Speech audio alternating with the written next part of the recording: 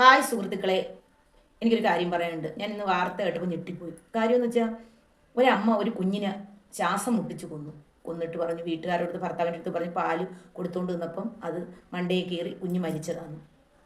അപ്പോൾ അവർ വിശ്വസിച്ചു, ആശുപത്രി കാണിച്ചു, അതിനെ അടക്കം ചെയ്തു. പിന്നെ ഭാര്യയുടെ സ്വഭാവമൊക്കെ കുറച്ച് മാറ്റം എന്തോ അതിലൊക്കെ ഭർത്താവിനൊരു സംശയം തോന്നി. ഭർത്താവ് ഫോൺ എടുത്തു വെച്ച് നോക്കിയപ്പോൾ വേറൊരു പെണ്ണുമായി ഭാര്യയ്ക്ക് മോശമായ കുറേ വീഡിയോകൾ അതിനകത്തിട്ടേക്കുന്നു. നീ ഈ കുഞ്ഞിനെ കൊല്ലണം, നമ്മുടെ സ്നേഹത്തിന് തടസ്സമാണ് എന്ന് പറഞ്ഞ്. അപ്പോൾ അദ്ദേഹത്തിന് തോന്നി എൻ്റെ കുഞ്ഞിനെ കൊന്നത് ഇവള് പറഞ്ഞത് കൊണ്ടായിരിക്കും. ആ സ്ത്രീയുടെ പേരാണ് ഭാരതി എന്നാണ് ആ സ്ത്രീയുടെ പേര്. ആ കുഞ്ഞിനെ ഒരു കാരുണ്യം പോലും കാണിക്കാതെ ശ്വാസം മുട്ടിച്ചു കൊന്നു.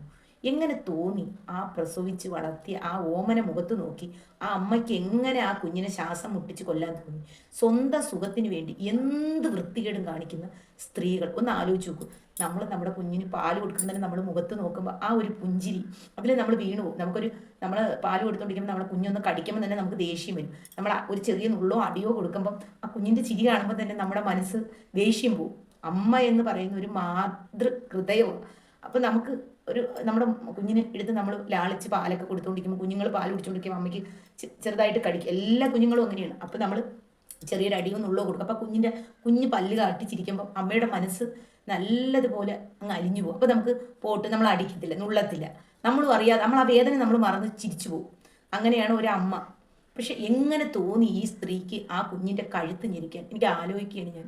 സ്വന്തം സുഖത്തിന് വേണ്ടി ആ കുഞ്ഞിനെ എങ്ങനെ കൊല്ലാൻ ഇവൾക്ക് തോന്നി എന്നാണ് ഞാൻ ആലോചിക്കുന്നത്.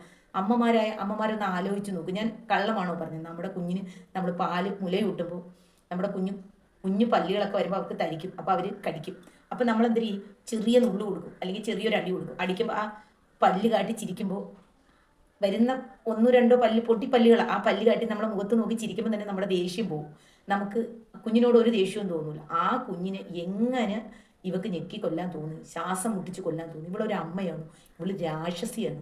ഇവളെ സുഖത്തിന് വേണ്ടി ഇങ്ങനെ ഇവരെയൊക്കെ എന്തൊരു സുവർഗ പങ്കാളി, ഇവർക്കൊന്ന് സുവർഗ പങ്കാളിയെ നല്ല വിളിക്കണ്ട, ഇവളെയൊക്കെ തൂക്കിക്കൊല്ലണം. സമൂഹത്തിൻ്റെ ഇറക്കിയിട്ട് അടിക്കണം ഇവളെയൊക്കെ. ഇങ്ങനെയുണ്ട്. ഒന്ന് ആലോചിച്ച് നോക്കൂ.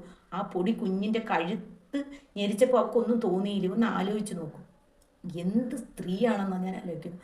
ആലോചിച്ചപ്പോൾ എൻ്റെ ഒരു മനസ്സുണ്ടല്ലോ, ഞാനും രണ്ട് മക്കളെ പെറ്റ അമ്മയാണ്. എൻ്റെ മനസ്സ് നൊന്തു. സത്യമാണ് കേട്ടോ.